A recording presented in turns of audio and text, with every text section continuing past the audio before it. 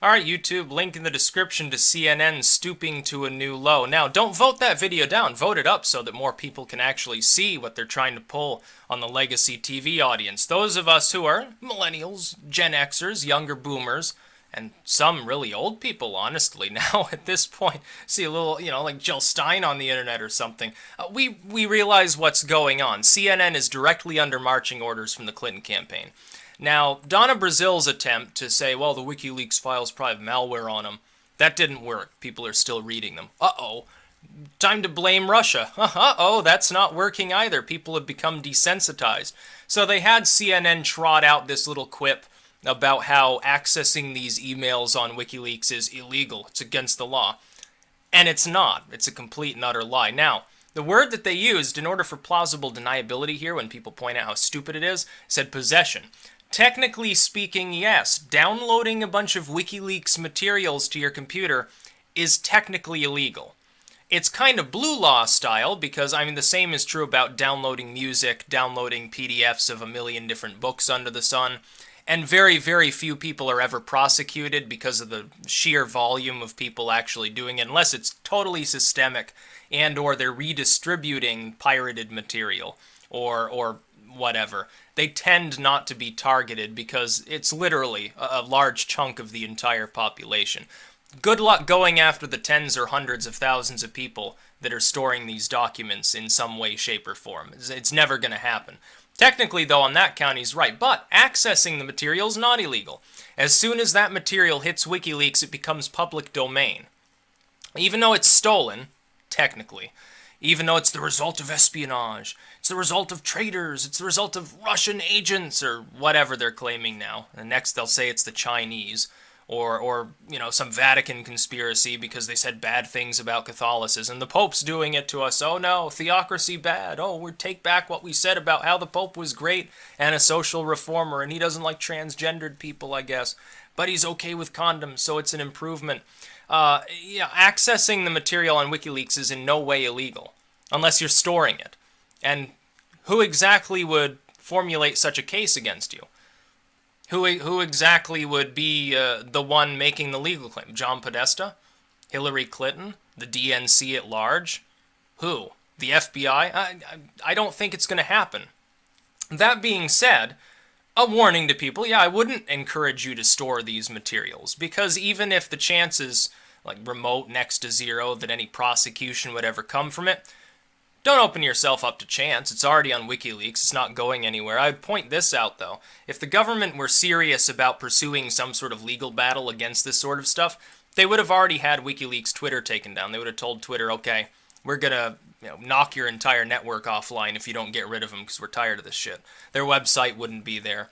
And so forth. Julian Assange would essentially be cut off from the outside world. They'd probably just tell the Ecuadorians, hey, if you want any trade relations at all, or if you don't want a war or something like that, you're going to have to give us Assange. Force him out of the embassy. And they'd get him to do that if they were really serious. But what they realize, of course, is that this material, when it is potentially damaging to national security, it's typically been redacted, which WikiLeaks did as a great service to the United States in my estimation. It's not coming from Russia, it's coming from people in the US and Britain primarily. Number 3, the charges against Assange for rape or whatever, those are false. Many people have pointed out that they're false.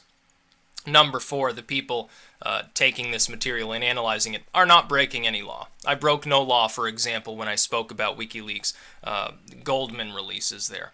Now, if I had saved these files, that potentially would be against the law and could get you into trouble. What trouble that would be, not exactly clear. I half expect CNN to come out tomorrow and say, oh, now, if you're reading WikiLeaks emails and saying good things about Assange, then you're going to get thrown in jail for treason because he's a terrorist and you're aiding and abetting foreign combatants or something. I half expect them to try to pull something like that before the election's done. Number 3, the big lie there, though, was that the media was somehow held to a different standard than the general public on such a thing. No.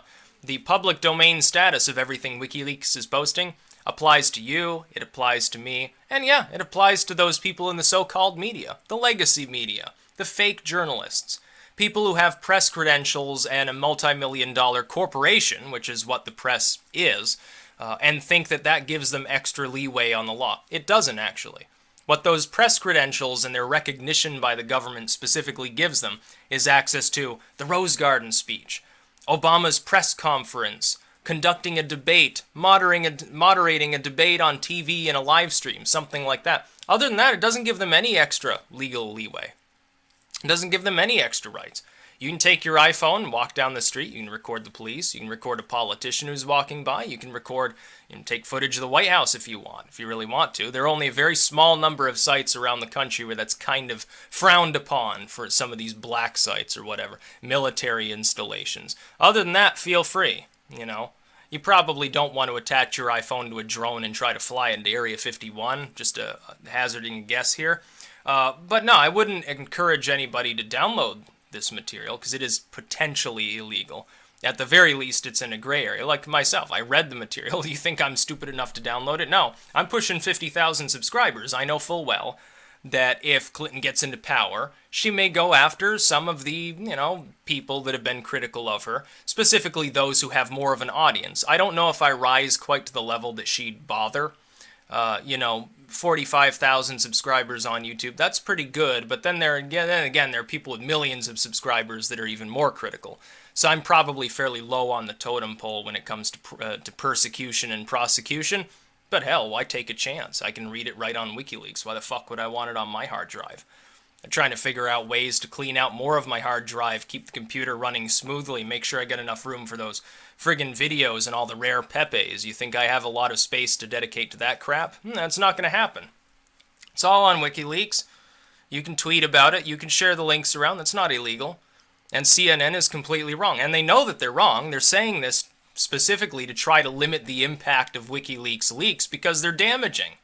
It's almost an admission, yeah, the materials number one are real, which Hillary Clinton sort of affirmed at the second debate. Until then, they kept it in a gray area. They wouldn't confirm or deny the veracity of these leaks. Now, of course, they've been confirmed, and this is just further confirmation. Because if they weren't real, then they weren't stolen. They aren't the result of espionage. They were concocted, and they're fully legal. You can have as many of them as you want and do whatever you want with them. Unless WikiLeaks says, oh, we're turning them into a bunch of novels. They're copyrighted now as fiction, which isn't going to happen because they did come from John Podesta. They are his emails. They're not doctored. They're not fakes. They're real. They're also damaging. So CNN naturally doesn't want so many people accessing them because then they might see Clinton for who she really is and John Podesta for who he really is. And they might see that CNN has openly colluded with the Clintons. They are the Clinton News Network. It's a sad state of affairs. I'll say this in closing. It's sad when of all of the legacy media networks, whether it's newsprint, TV, whatever, Fox News, that eternal son of a bitch demon that I don't like any more than the average partisan Democrat likes, let's face it, is the most fair in regards to their election coverage. How very, very sad. Because CNN, for a long time, it was capable occasionally of conducting investigative journalism. So was NBC. ABC too. Yeah, some bias. Yeah, leaned one way or the other during an election, but they were capable at the very least of reporting on something that was damaging to whoever they happened to generally like, as opposed to just browbeating whoever they happened to stand against. Now they're not doing that. Now they are openly attempting to fool their audience into thinking that criticism of the candidate they support is illegal. This is not a media. It's certainly not journalism. It's yellow journalism at best when they're going after Trump. Half of these articles, Business Insider, by the way, they've been bought off too. I can guarantee it. They've been given a kickback. At this point, it's become clear. They don't even report on business news anymore. Every single day, they have like 3 or 4 articles about Trump sex allegation, Trump tape. Trump is unhealthy. Today it was Trump eats too much McDonald's, so he's unhealthy and doesn't get enough exercise. How is that relevant? It's not related to business. It's barely related to politics. Can't people see what's going on? Certainly, all those like hippie leftists who say, I won't conform, the man is keeping everyone down. Well, you see who the man is. Look at which campaign is in bed with the entire corporate media apparatus, as well as all of the multinational banks and virtually all heads of major corporations. They're all working in tandem. Hell, about a quarter of all the Republicans have jumped ship on board their campaign. You can't see what's happening? Don't try to pretend to be a peacenik or a weed-smoking hippie and then say, well, Clinton's better than Trump. Oh, it's not going to fly with me. You may be able to fool the average person with that. It doesn't fool me, not even one bit. All you are is a sellout Democratic partisan. I'm not a Republican. Hell, fuck Romney. Romney was a piece of crap. I voted for Ron Paul. I voted for Obama in 2008. I didn't vote for John McCain. I wouldn't have voted for W either, honestly. I probably would have voted for John Kerry if I was old enough to vote in 2004. I would have been deluded enough to think that there was a difference. I support third parties, or ultimately, I'm just bitter at the whole apparatus. I look at the Republicans jumping ship to the Clinton campaign.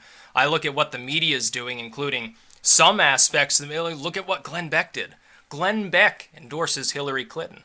Are you sure that she's got her head screwed on right when one of her fans is Glenn Beck, who wears magic underwear, starts the blaze, cries up on stage on Fox News for several years, and rambles about how George Soros is trying to take over the world?